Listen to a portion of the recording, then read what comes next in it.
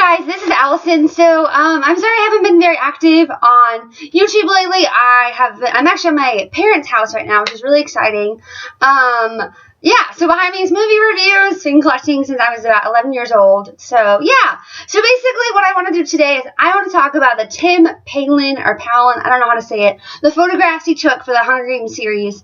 One of the things that I really love about this series is all the behind the scenes photos and interviews that we get, and it's just great. So I have I can post a link down below to these photographs, but I just absolutely love Tim Palin's photographs.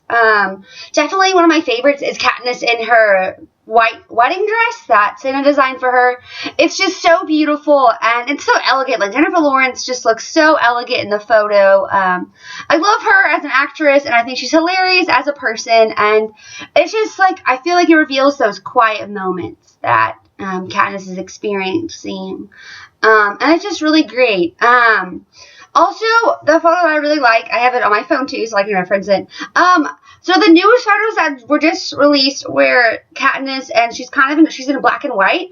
I feel like that's really relevant because, you know, Katniss goes through a lot in this series, and I just think that with her going in black and white, she's not a black and white person. She's emotion, she has feelings, but she's constantly going into the state of, you know, being, that false sense of security, which represents, I feel like, the whiteness, the false sense of security, from being safe from President Snow. And also I feel like when inside the black, you know, she has that sense of like wanting to protect others, and, you know, she has President Snow like looming over her, and so I feel like that represents the black of the photo. I also feel like the white also represents, you know,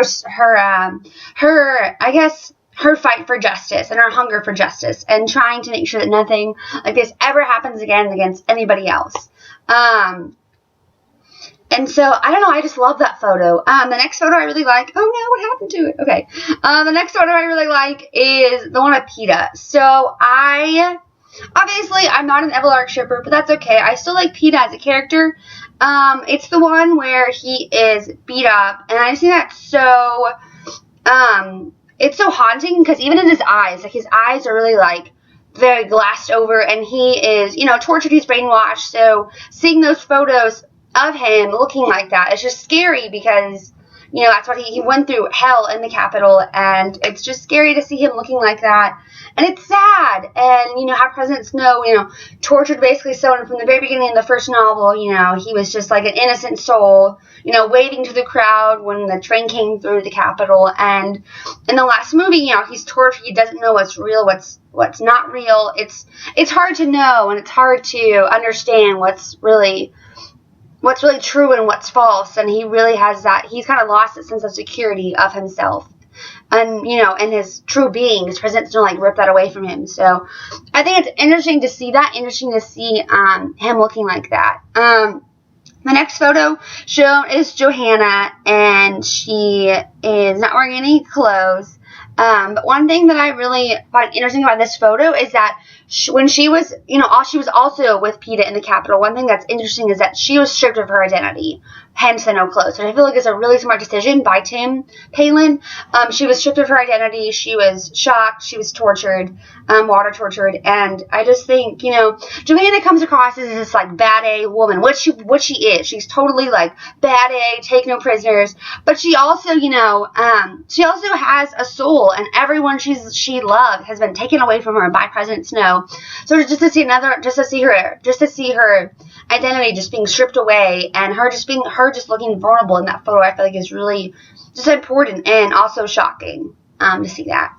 My last photo is Gale, and it has the one tear going down his cheek. One thing I find really relevant about this photo is Gale it's a common fact. He's not a popular character, and he's just not. I'm not really going to go into all the reasons why, because you obviously, you know, there's a lot of reasons why some people don't like him. I love Gale. He is probably one of my favorite characters of the franchise, of the books, the movies. I fell in love with him in book 1, and it's so heartbreaking, like, what happens in the last book. Like, why?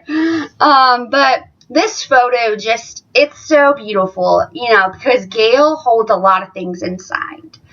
He goes through a lot, you know, protecting his family, having to work in the mines.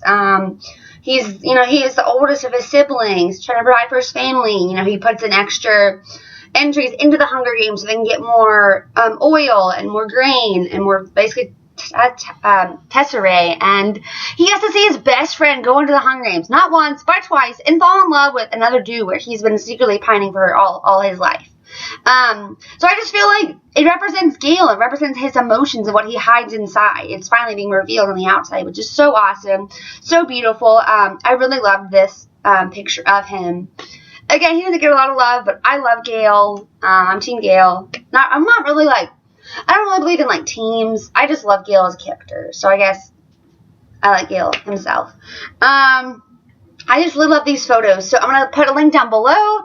Let me know what you guys think, guys. Thank you guys so much for watching. Sorry for the crappy lighting. Thank you guys so much for watching. Have a wonderful day, night, wherever you are. Bye, guys.